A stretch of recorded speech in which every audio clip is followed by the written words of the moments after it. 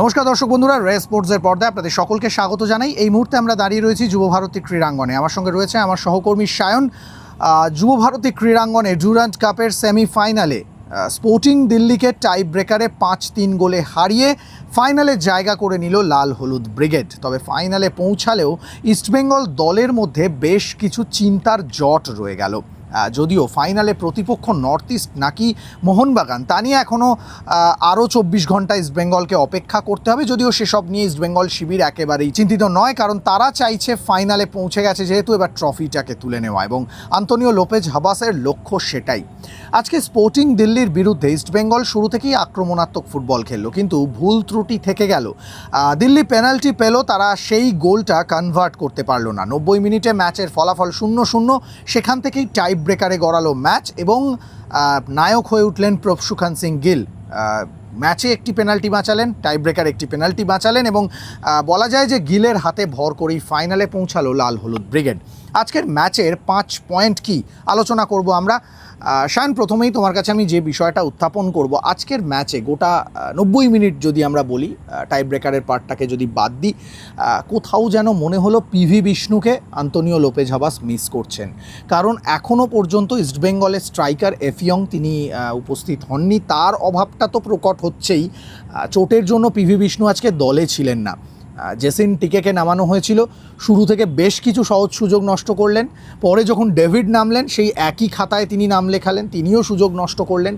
PV Vishnu হয়তো দুর্দান্ত মানে স্ট্রাইকার নন, কিন্তু আগের ম্যাচে পিভি বিষ্ণুই গোলটা করেছিলেন এবং তার গোল থেকে ইস্টবেঙ্গল সেমিফাইনালে পৌঁছেছিল। গোল মিস করা এবং পিভি বিষ্ণুর না থাকা কতটা চিন্তায় রাখছে ইস্টবেঙ্গলকে? প্রথমেই বলি, শুধুমাত্র যে পিভি বিষ্ণুকে মিস করছেন এমন নয়, এফিয়ং নেই, সেটাও কিন্তু যত দিন যাচ্ছে তত কিন্তু বোঝা যাচ্ছে এবার ইস্টবেঙ্গল দলে সব কিছুই ঠিকঠাক চলছে। অ্যাটাকটা তৈরি হচ্ছে, আক্রমণ তৈরি হচ্ছে, বিল্ড আপ হচ্ছে, সব কিছু ঠিকঠাক, কিন্তু ওই যে ফিনিশিংটা না, সেটা কোথাও গিয়ে মিসিং হচ্ছে। আগের ম্যাচেও কিন্তু এরকম অসংখ্য সুযোগ তৈরি না হলেও মোটামুটি যে সুযোগ তৈরি হয়েছিল সেখান থেকে মানে 5টা সুযোগে একটা অন্তত গোল করতে পেরেছিল বিষ্ণু। কিন্তু এই ম্যাচে বারংবার সুযোগ তৈরি হওয়ার পরেও যেভাবে একটাও গোলে কনভার্ট হলো না। বিশেষ করে তুমি যদি দেখো, বিপিন একদম ম্যাচের প্রথমের দিকেই একটা ওপেন গোল যাকে বলে, সেই গোলটা মিস করেছে। জেসিনটিকে বারবার জায়গায় পৌঁছে গেলেও কোনোভাবে লাস্টের দিকে বল রিলিজ করবেন নাকি শট নেবেন, সেই একটা দোটানার মধ্যে গিয়ে বলটা হারিয়ে ফেলছেন বিপক্ষ ডিফেন্ডারের কাছে। বা তুমি ডেভিডের দিকে যদি দেখো, ডেভিড এই ম্যাচে অন্তত আমার মনে হয়েছে যে 2টো গোল করতেই পারতেন। বিশেষ করে ক্রিস ইকোনমিডিস যেভাবে মাইনাসটা দিল, সেখান থেকে মানে গোল করাই যায়। সেই সব সুযোগগুলো যত নষ্ট হচ্ছে না, তখনই বোঝা যাচ্ছে তখন এই একটা স্ট্রাইকারের অভাব, সেটা কিন্তু আরও দেখা দিচ্ছে। এবং অবশ্যই পিভি বিষ্ণুর মতো একজন ফুটবলার, যিনি কিন্তু উইংয়ের সাথে সাথে আগের দিন কিন্তু ফরওয়ার্ড পজিশনেও তিনি মোটামুটি খেলে দেখিয়ে দিয়েছেন যে তিনি খেলতে পারেন এবং গোল করতে পারেন। এরকম একটা প্লেয়ারকে কিন্তু আজকে মিস করেছেন তিনি। এবং আমরাও অনেকেই মনে করেছিল যে বিষ্ণুর অভাবটা হয়তো অত চোখে লাগবে না, তবে বিষ্ণুর অভাবটা কতটা চোখে লেগেছে সেটা 90 মিনিটের ম্যাচের পর যখন অতিরিক্ত এই পেনাল্টি শুট আউটে গেছিলো তখনই কিন্তু বোঝা গেছিলো। তো আমার মনে হয় যে এই সময় দাঁড়িয়ে এফিয়ং যখন আসছে না, তখন সমস্ত ফুটবলার, অ্যাটাকিং লাইনের সমস্ত ফুটবলারকে কিন্তু যতটা কম চোট পাওয়া যায় ততটা হিসেবে খেলানো উচিত। এবং যেটা আমরা আগেও বলেছিলাম যে এই বিষ্ণু 3 সপ্তাহের জন্য বাইরে যাচ্ছে, তার মানে ফাইনালেও তাকে পাওয়া যাবে বলে মনে হচ্ছে না। এখন সময় কথা বলবে। এক্স্যাক্টলি। বিষ্ণুর অভাব যেমন চোখে পড়ছে, তেমনই বোধহয় আরও এক ফুটবলারের উপস্থিতিটা আলাদা করে চোখে পড়ছে। তার নাম প্রভসুখান সিং গিল, যিনি আজকের ম্যাচের নায়ক। একটি পেনাল্টি বাঁচালেন 90 মিনিটের খেলায়, আরেকটি পেনাল্টি বাঁচালেন টাই ব্রেকারে।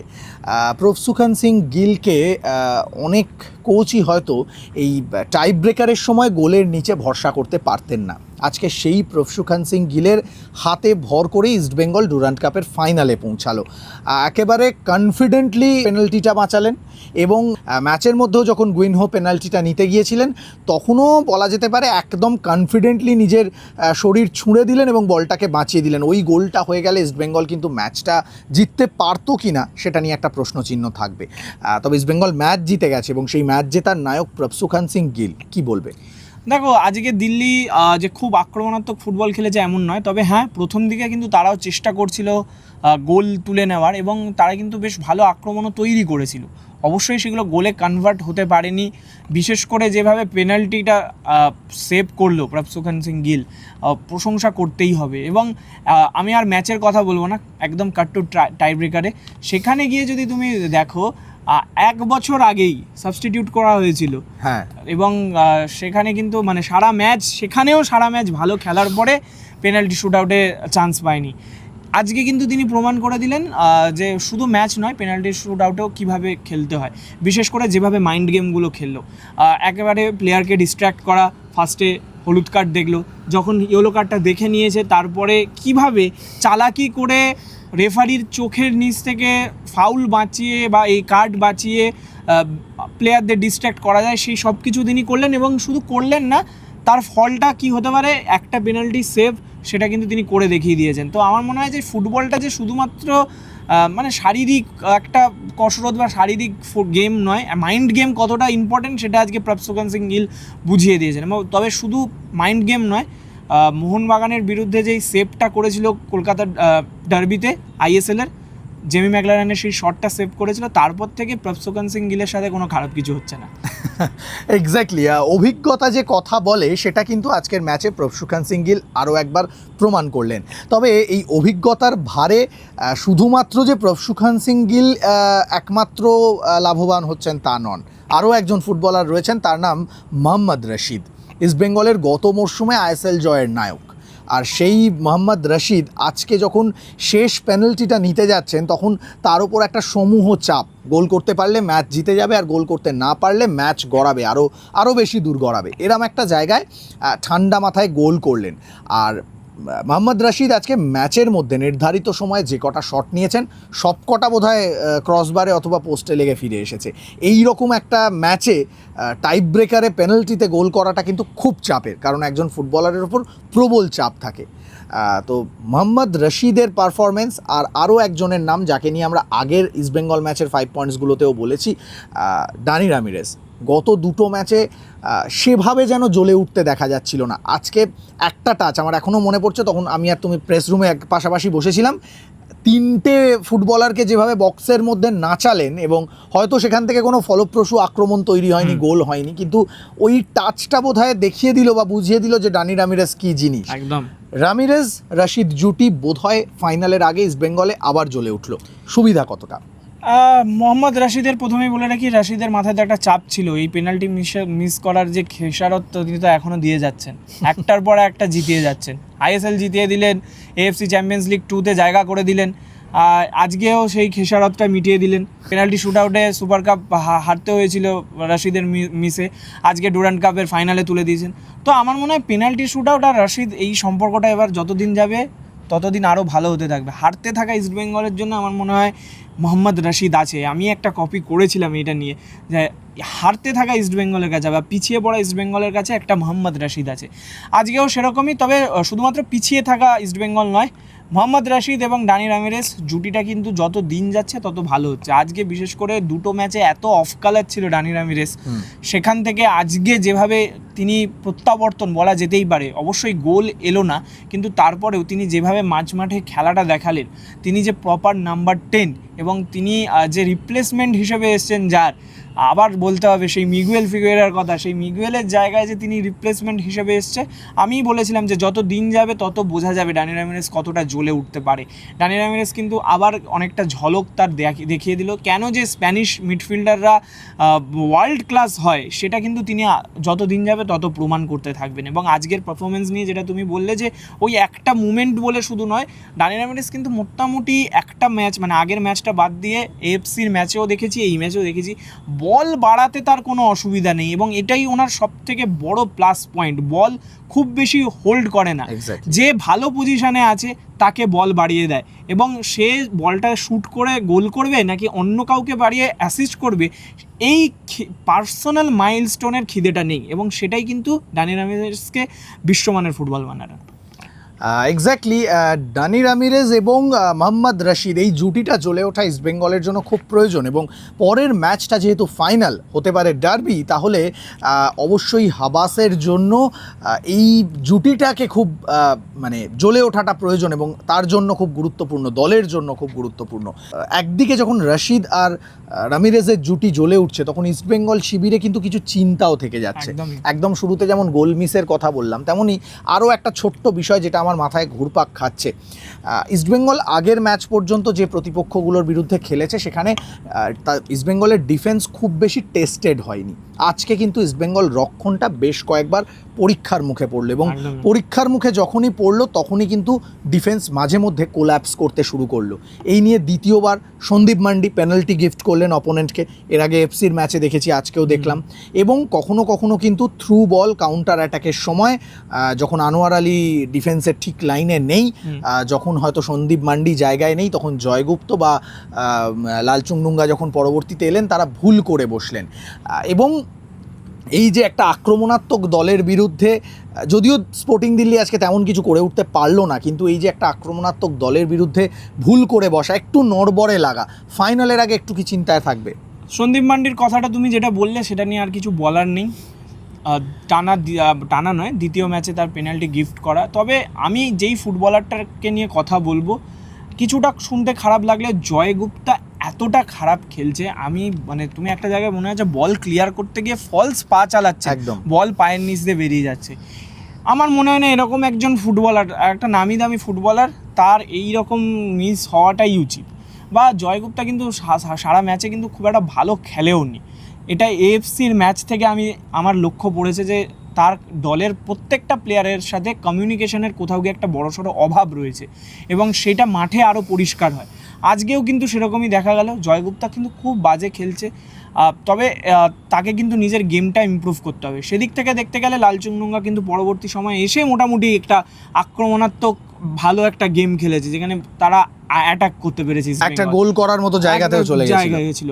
এইটা কোথাও মাথায় রাখতে হবে, কারণ জয়গুপ্তাকে মাথায় রাখতে হবে, যদি ফার্স্ট 11-এ থাকতে হয় তাকে কিন্তু ভালো পারফরমেন্স করতে হবে দিনের পর দিন। কিন্তু এই রকম পারফরমেন্স করাটা কিন্তু ইস্টবেঙ্গলের ডিফেন্সের জন্য, বিশেষ করে এখন তারা এএফসির চ্যাম্পিয়ন্স লিগ 2 এর মতো একটা টুর্নামেন্ট খেলবে, সেখানে কিন্তু এই ডিফেন্স লাইন, অবশ্যই একজন বিদেশি ডিফেন্ডারের প্রয়োজন আছে। নাচো নেই যেহেতু, তার জায়গায় একজন রিপ্লেসমেন্ট ডিফেন্ডার যেমন প্রয়োজন আছে, সেরকমই জয়গুপ্তা বা এই যে ভারতীয় ফুটবলারদের, তাদেরও কিন্তু ভালো খেলতে হবে। না হলে কিন্তু ইস্টবেঙ্গলের ডিফেন্স লাইন নিয়ে আমার মনে হচ্ছে এই মুহূর্তে দাঁড়িয়ে সমস্যা রয়েছে অনেক। একদমই তাই। 5 পয়েন্টসের মধ্যে 4টে পয়েন্ট আলোচনা করলাম ইস্টবেঙ্গলকে নিয়ে। স্পোর্টিং দিল্লি তারা হয়তো আজকে ম্যাচ জিতে নিতে পারলো না, কিন্তু কোথাও কি ইতিবাচক মানসিকতা দেখাতে পারলো? আজকের ম্যাচে যেটুকু চোখে পড়লো, হয়তো তারা পেনাল্টি সুযোগ নষ্ট করেছে, টাই ব্রেকারের সময় তাদের একটা গোল আটকে গিয়েছে এবং তারা একাধিক সুযোগ তৈরি করেও গোল করতে পারেনি। কিন্তু ইস্টবেঙ্গলের মতো একটা দলের বিরুদ্ধে যেভাবে 90 মিনিট তাদেরকে আটকে দিল এবং যে ইন্টেন্ট তারা ডিফেন্সে দেখালো, ফার্স্ট টাইম ক্লিয়ারেন্স, প্রতিটা বলের জন্য পারফেক্ট অ্যান্টিসিপেশন, মাঝ মাঠে প্রতিটা বলের জন্য 100% ঝাঁপিয়ে পড়া, এটা স্পোর্টিং দিল্লিকে আইএসএল এর আগে, যেহেতু এরপর আইএসএল খেলবে তারা, ডুরান্ড কাপে আর তাদের সুযোগ নেই, এই দলটাকে কতটা বুস্ট আপ করবে? না, এইবারের ডুরান্ড কাপে তো স্পোর্টিং দিল্লির নাম মোটামুটি আমরা সবাই শুনেছিলাম, আমরা বলেও ছিলাম যে কঠিন প্রতিপক্ষ ইস্টবেঙ্গলের সামনে, কঠিন প্রতিপক্ষ হিসেবেই কিন্তু খেললো। এবং যেটা বললাম যে ম্যাচের শুরুতে কিন্তু তারাও কিন্তু প্রতি আক্রমণে উঠেছে, এমন নয় যে আক্রমণ করেনি তারা। গোল করার সবথেকে বেশি যদি আমার মনে হয় ক্লিয়ার সুযোগ কিছু থেকে থাকে, সেগুলো এসসি দিল্লির দিকেই বেশি ছিল। পেনাল্টি শুট আউটটা নিয়ে আমার অবশ্যই বলার আছে যে পেনাল্টিটা মিস করলো, যেখান থেকে মিস করলো এবং যেই প্লেয়ার মিস করলো, সেটা একটু কোথাও গিয়ে সমস্যার কারণ আছে। এই দুই বিদেশিকে নিয়ে সবথেকে বেশি মনে হয় আলোচনাও হয়েছে ডুরান্ড কাপে, কারণ এই রদ্রিগুইনো তিনি কিন্তু মানে দ্রুততম হ্যাট্রিকটাও করেছে। তারপরে যে খেলাটা আজকে তিনি দেখালেন, এবং এটাও মাথায় রাখতে হবে তিনি টায়ার্ডও হয়ে গেছিলেন। তুমি যদি দেখো লাস্টের দিকে তিনি আক্রমণেও উঠতে পারছেন না, ডিফেন্সও করতে পারছেন না, তার কোচ তাকে বলছে ডিফেন্সের টিমের সাথে জয়েন করতে, তিনি যখন যাচ্ছেন তারপরে অ্যাটাক উঠছে, তিনি আর উঠতে পারছেন না। অবশ্যই ওয়ার্কলোড পড়েছে, তবে বড় টিমের এগেনস্টে যদি পারফর্ম না করে, তাহলে আমার মনে হয় ছোটো টিমের এগেনস্টে দ্রুততম ডাবল হ্যাট্রিক করলেও কোনো পারফরমেন্স পাওয়া যাবে না। তবে হ্যাঁ, অবশ্যই অ্যাটাকিং নিয়ে যেটা বলার ছিল বললাম, কিন্তু ডিফেন্সের নিয়ে তুমি আমার থেকে ভালো বলেছো, আমার আর আলাদা করে বলার নেই। তবে হ্যাঁ, যেভাবে ইন্টারসেপশন করছে প্রত্যেকটা বলের জন্য, এত ক্লিয়ার বলের জন্য যাচ্ছে, যেখানে রেফারিকেও কিন্তু দুবার ভাবতে হয়েছে যে এইটা ফাউল দেওয়া যায় কি না যায়। ইভেন আমার একটা মনে আছে, আমার যেই ফ্রি কিকটা রাশিদ নিল টপ কর্নারে এতে লাগলো, সেটাও কিন্তু যদি তুমি দেখো ফাউল নয়, হ্যাঁ। একদমই বলে মেরেছে, বল উঠেছে যেহেতু পা তুলেছে, এবং একদম যারা ম্যাচটা দেখেছে টিভিতে বসে তারা আরও দেখবে জয়গুপ্তা নিজে মাথা ঢুকিয়ে দিয়েছিল পায়ের কাছে বলে সেই কারণে ফাউল হয়েছে, নাহলে কিন্তু এটা ফাউল হয় না। তো এই জিনিসটা না খুব ভালো লাগলো, একদম আনকোড়া একটা টিম। তুমি ভালো মানে নামি দামি নাম দেখতে পাবে না ভারতীয় ফুটবলারদের মধ্যে, তবে যারা আছে কোচ যেমন চাইছে সেই খেলাটা খেলতে পারছে। এইটা কিন্তু আইএসএল এর আগে এসসি দিল্লিকে একটা যথেষ্ট বুস্ট আপ দেবে, এবং এরপরে যদি তারা টিমটাকে আরেকটু গুছিয়ে নিতে পারে, আমার মনে হয় এসসি দিল্লির প্রত্যাবর্তন হতে চলেছে। এবং আমরা কিন্তু দেখতে চলেছি যে এসসি দিল্লি এই মোহনবাগান ইস্টবেঙ্গলের মাথা ব্যথার কারণ হতে পারে আইএসএলে। একদমই তাই। গত মরশুমে আইএসএলে হয়তো স্পোর্টিং দিল্লিকে নিয়ে ইস্টবেঙ্গল মোহনবাগানকে অতটা ভাবতে হয়নি। ডুরান্ড কাপে তারা যেভাবে গুছিয়ে নিজেদেরকে আক্রমণাত্মক শক্তিশালী করে নিয়ে যেভাবে ডুরান্ড কাপে তারা সেমিফাইনাল পর্যন্ত উঠে এসেছে, আইএসএলের আগে অবশ্যই স্পোর্টিং দিল্লির নামটাকে মনে রাখবে ইস্টবেঙ্গল, মোহনবাগান, মুম্বাই সিটির মতো বড় দলগুলো। আজকের 5 পয়েন্টসের আলোচনা এই পর্যন্তই। আপনাদের যদি মনে হয় কোনো আলোচনা বাদ গেল, অবশ্যই কমেন্ট বক্সে জানান আপনার পয়েন্টস কি। অবশ্যই আমাদের এই ভিডিওটা ভালো লাগলে রে স্পোর্টসের চ্যানেলটিকে সাবস্ক্রাইব করতে ভুলবেন না। আবারও দেখা হবে পরবর্তী ভিডিও নিয়ে। যুব ভারতী ক্রীড়াঙ্গন থেকে সৌরভ মুখার্জি, আমি সায়ন, রে স্পোর্টস।